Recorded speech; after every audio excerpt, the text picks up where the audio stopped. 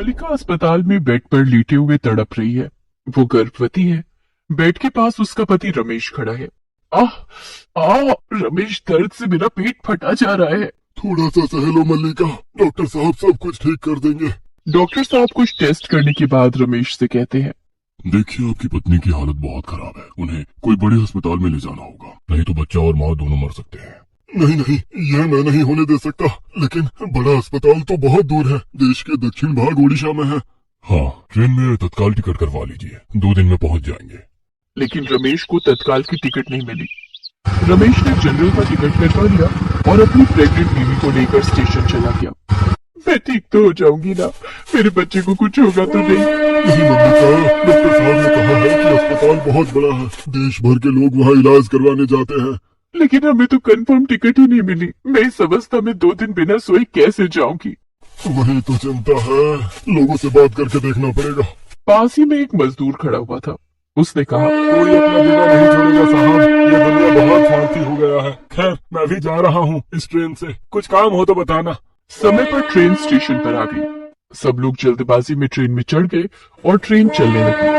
रमेश मलिका को लेकर उस बोगी में गया जहाँ ज्यादा पैसे देकर लोग सोते हुए सफर का आनंद लेते हैं। रमेश ने एक आदमी से कहा, साहब मेरी बीवी गर्भवती है, उसके पेट में बहुत दर्द है, उसे सोने के लिए थोड़ा सा जगह देंगे क्या? ये सुनकर वो आदमी गुस्सा हो गया। ये देखो, 5 मिनट हुआ नहीं कि भिखारी का बच्चा चला आया। सुन, मैंने ज्यादा पैसे देकर ये सीट बुक किया है, इसमें तेरी बीवी को क्यों जगह दूं? जा भाग यहाँ से। अरे तुम जैसे लोगों के लिए ही तो ट्रेन बदनाम है, तुम लोग बस अमीरों को परेशान करना जानते हो। सभी ने रमेश और उसकी बीवी का बहुत अपमान किया। रमेश अपनी बीवी को लेकर जनरल बोगी में चला गया, जहाँ ठीक से खड़े होने की भी जगह नहीं थी। मेरे पेट में फिर दर्द हो रहा है, मैं खड़ी नहीं हो पा रही हूँ। थोड़ा सा इंतजार करो मलिका, साहब को आने दो, मैं उनसे बात करके देखता हूँ। कुछ देर बाद टीटी टिकट चेक करने के लिए आया। रमेश ने उससे सब कुछ खुलकर कहा। टीटी बोला, ये तुम्हारे बाप का ट्रेन है क्या? हाँ, यहाँ मुफ्त में कुछ नहीं होता है, मेरे पास एक बेड है, लेकिन उसके लिए 3000 रुपए। 3000 रुपए? लेकिन इतना पैसा तो मेरे पास नहीं है साहब। तो फिर बेड के बारे में भूल जाओ, पता नहीं कहाँ कहाँ से चले आते हैं गरीब के बच्चे। टीटी चला गया। मलिका खड़ी रही। रमेश उसके पास खड़ा रहकर उसे सहारा देता रहा। इतने में मलिका का पेट बहुत ज्यादा दुखने लगा। वो जोर जोर से चिल्लाने लगी, आह आह आह। तभी वो मजदूर वहां आया। स्टेशन में जो रमेश के पास खड़ा था, उसने कहा, भाभी जी को तकलीफ हो रही है ना, मैंने बहुत मुश्किल से एक सीट का इंतजाम किया है, आइए भाभी जी को बैठा दीजिए। मलिका उस सीट पर जाकर बैठ गई। आपका बहुत बहुत धन्यवाद, किसी ने हमें सीट नहीं दिया। अरे एक गरीब के मुश्किल वक्त पर गरीब ही तो काम आता है। मैं भी जा रहा हूँ अस्पताल इलाज करवाने। इतने में ट्रेन एक बार जोर से हिल गई, जैसे मानो भूकंप आया हो। अरे ये क्या हुआ, भूकंप आया क्या? नहीं भाभी जी, चिंता मत कीजिए, ये ट्रेन ऐसी ही है, बहुत पुराना ट्रेन है ना, बार बार कांप उठती है। आप अस्पताल जाते रहते हो क्या? हाँ हाँ, मुझे तो साल में 2 बार जाना ही पड़ता है। ऐसी बातचीत चलती रही। उधर ट्रेन एक बड़े स्टेशन पर घुसने वाली थी। ट्रेन के 2 ड्राइवर हाथ में फोन लेकर स्टेशन मास्टर से कांटेक्ट करने की कोशिश करने लगे। हेलो, प्लेटफॉर्म नंबर 5 क्लियर है ना? Hello hello. लेकिन दूसरी ओर से कोई रिस्पांस नहीं आया।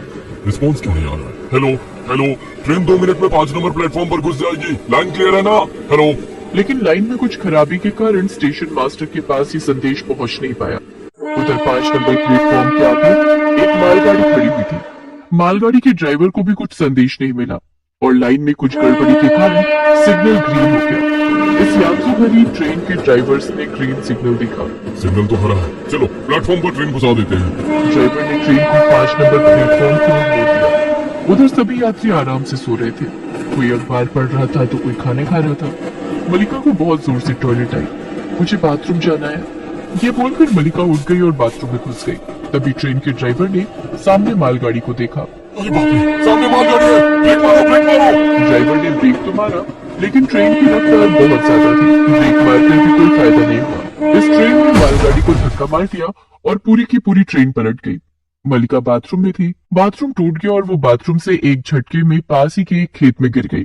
उसके सिर पर चोट लगी और वो बेहोश हो गई। लेकिन बाकी यात्री ट्रेन के अंदर ही फंस गए।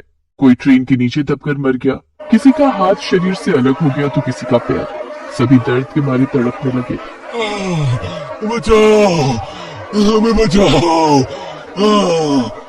मुझे कोई बचा लो, मेरे बच्चे मेरा इंतजार कर रहे हैं। लेकिन कौन किसे बचाएगा? चारों तरफ खून ही खून बहने लगा।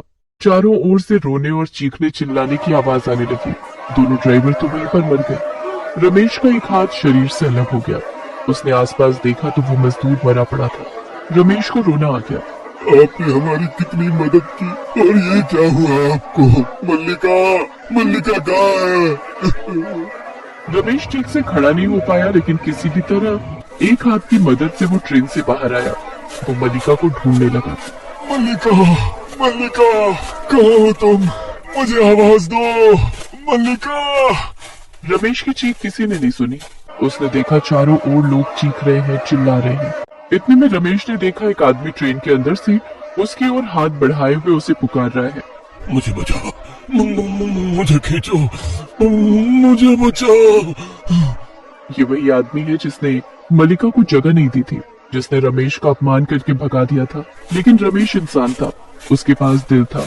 उसने उस आदमी को बचाने के लिए अपना हाथ बढ़ा दिया और बहुत मुश्किल से उस आदमी को खींच लिया। लेकिन उसके पास एक ही हाथ था, इसीलिए वो अपना बैलेंस ठीक नहीं रख पाया और ट्रेन के अंदर गिर गया। वो आदमी उसके ऊपर गिरा और ट्रेन का एक हिस्सा टूटकर दोनों पर गिर गया। चारों तरफ खून छिटक गया और दोनों की मृत्यु हो गई।